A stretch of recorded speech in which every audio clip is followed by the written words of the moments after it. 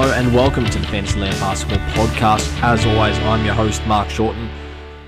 It's not been a good week or so for me in fantasy basketball. I've managed to scrape through with different draws and a scrape through with a win, but overall it has just been lost city. As you know, if you listen to the podcast, I've got any sort of combination of Harden, Kawhi, Kyrie Irving, all players that I swore I wasn't going to draft, and yet here we go. I've got them here. They just fell to me in positions that I couldn't pass up drafting them based on their upside. And hopefully over the course of the season, it'll all even itself out. I hope. I have been so tempted to trade low and to sell low. But yeah, it's been tough. It's been tough. Add to that, Fred VanVleet's been down. Trey Jones, Donovan Mitchell, just Bones Highland, just guys that Bones Highland I should just drop, but guys that I've just had day injuries here and there, or they've been sick, and it's hurt. It hurts. And my win-loss column reflects that. So we need Kyrie to get back. We need Kyrie to serve out his suspension and be back. We need James Harden to just miraculously come back. I mean, at the end of this week, it'll be 2 weeks until his month has expired. So hopefully, he was expected to miss about a month. Hopefully, it's the near side of that, and it's only 3 and a bit. Haven't had too many updates, so it's a little concerning, but we'll see how we go. So, in terms of, well, I suppose the other side of the coin, for anybody who listens who does NFL fantasy, my redraft team has just got a big win. So, looking good there. Looking good there as we roll into playoff territory. The Waiver Wire podcast, that's obviously what we're here for. You're not here to listen to all of my dribble about my teams. What I will say first and foremost is, you may or may not know, I started listening to, well, my first ever basketball podcast or fantasy basketball podcast was the guys from Roto World that turned into NBC Sports Edge. Guys like Steve Alexander, Mike Gallagher back in the day, Ryan Knaus, Jared Johnson, Jonas Nader, those guys, Raphael Johnson, and they're the ones who kind of inspired me to try and give this a crack myself. And unfortunately, they've all lost their jobs over the last few days, which is really sad to hear, because they're, in my eyes anyway, they're kind of pioneers in this area. They have been a big reason as to why I enjoy fantasy basketball, why I've even got Spotify for one, and why I decided to do this. So I don't suspect that they do religiously listen to this. I know that one or two of them have listened in the past and have reached out to me, but if they are listening, gents, I want to thank you. Hopefully some good news is just around the corner for you. I personally think you guys should just start up your own one, just collaborate all together. I think that you guys will do a really good job just doing that and running your own website. But yeah, thank you very much, gentlemen. So yeah, onwards and upwards for you guys. So the Waiver Wire podcast, I took a little bit of time to do this one, and obviously I'm a day late, so apologies for that. But what I will say is that it seems to be getting a little thinner, whether that's due to injuries, whether that is due to players just being snapped up a bit more regularly, and these people carrying, I suppose, a little bit less dead wood. But it seems a little bit thinner this week than it has in the past. So the first one I wanted to speak about was Charles Bassey. Now, he's somebody who was not at all on my radar until about 3 or 4 days ago, like 2 games ago. I expected that the Spurs were going to run with Jakob Poeltl, then Isaiah Roby, and then that was it. No other guys at the centre. Obviously, you had Zach Collins in there as well, but then when Zach Collins went down, I wasn't expecting much more, which is foolish of me because obviously the Spurs are in absolute full tank mode. So they're going to run players who we probably have never heard of before or haven't been on our radar before. Charles Bassey was one of them for me. So over the last 7 days, he's averaging about 17 minutes a night. His stat line isn't incredible, but two things that are of note. He played 24 minutes tonight against Golden State, and that is the most that he has played all season. His minutes have been trending up. Pop has said we want to see some more of Charles Bassey. He's not going to be a scoring threat. He's not going to be a shooter. He's not going to be someone who's going to pile on the steals or assists or anything like that. But what he is going to do is he's going to be a threat to get you 10 boards a night. He's going to be a threat to get you 2, 3, 4 blocks a night. That's kind of what he does. So given that he's owned in 23% of leagues on Yahoo, he's owned in 2% of leagues on ESPN, I think it's worth running the gauntlet and trying to grab him. You see what, say, Bol did whenever he was given minutes. And as I said, he's not going to be able to stretch the floor like Bol is, but what he is going to do is provide real big blocks and real big boards.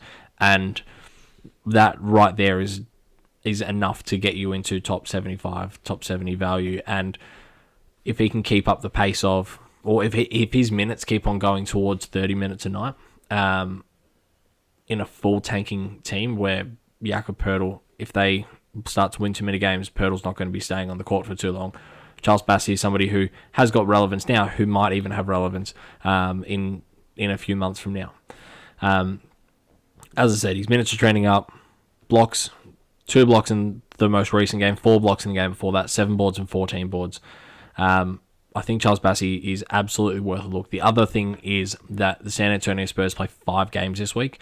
Obviously, we're through 1 game now, so if he's still on your waiver wire, go pick him up for the end of the double header, and then they've still got 3 more games to come. And I think Charles Bassey is really, really fantasy relevant right now. Second player on my list, Jalen Williams. Now, I've had him and dropped him, had him and dropped him, had him and dropped him.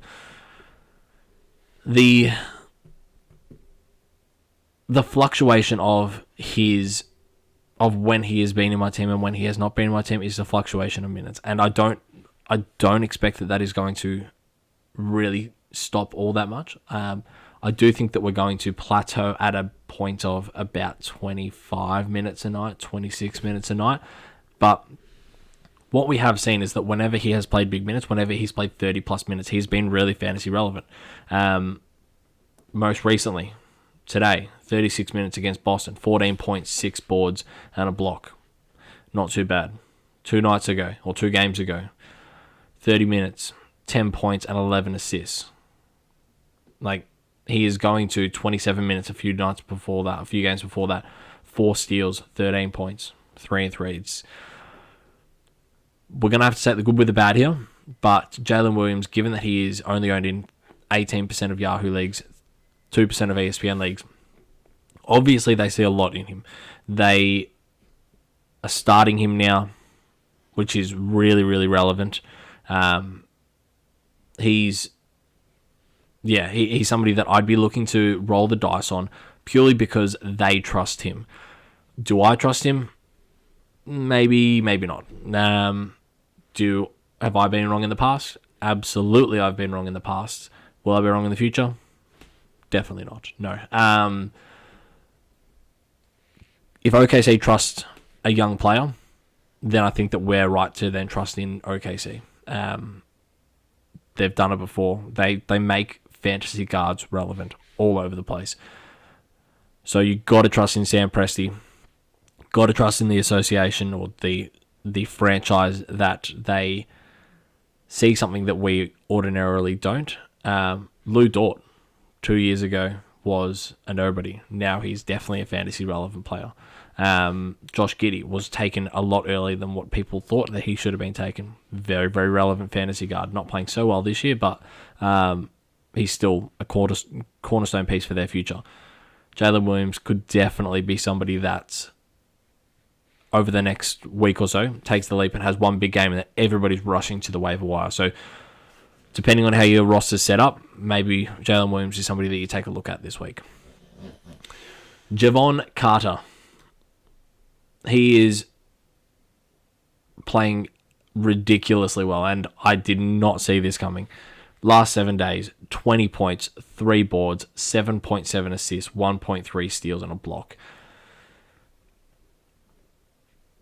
36.12 assist night against OKC. Obviously, we know the reasons for this. It is purely a byproduct of him being available. Drew Holiday's out, Chris Middleton's out. They need people on the floor. And while Drew Holiday's out, which I anticipate is only going to be for another game or so, Javon Carter will start and will play big minutes and will produce. 33 minutes, 45 minutes, 26-31. 12 points, 21, 36, 2, 18. Assist-wise, we're talking 6, 6, 12, 5. Like, he's going to produce when he's out on the court. So if he's out there while Drew's not, or if he's out there while Drew and Chris are not out there, then he's going to get an absolute run at it. So, I really like Javon Carter. He's owned in 26% of leagues in Yahoo, 7% of leagues in ESPN. He should be owned in a lot more than that, given his current play, but obviously we know that we've got an expiration date on this. So while Drew Holiday's out, if you're a Drew Holiday owner, I think that you should own Javon Carter as well. So roll the dice while he's... Well, not even roll the dice. Just run the hot hand while Drew Holiday's out. Kyle Anderson, slow-mo, owned in 11% of leagues on Yahoo, 5% of leagues in ESPN.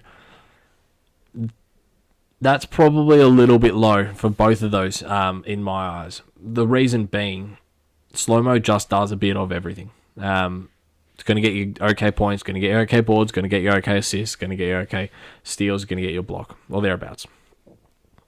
He's not going to be he has never been a sexy player to own. He's never been somebody who has really cracked into the top 100 on a consistent nightly basis, but he just gets the job done. You can count on him to produce somewhere across a week. Whether that's one night he's going to get you 15 points, whether that's one night he's going to get you 7 rebounds, whether that's one night he's going to get you 7 assists. Somehow, somewhere, Kyle Anderson just gets the job done.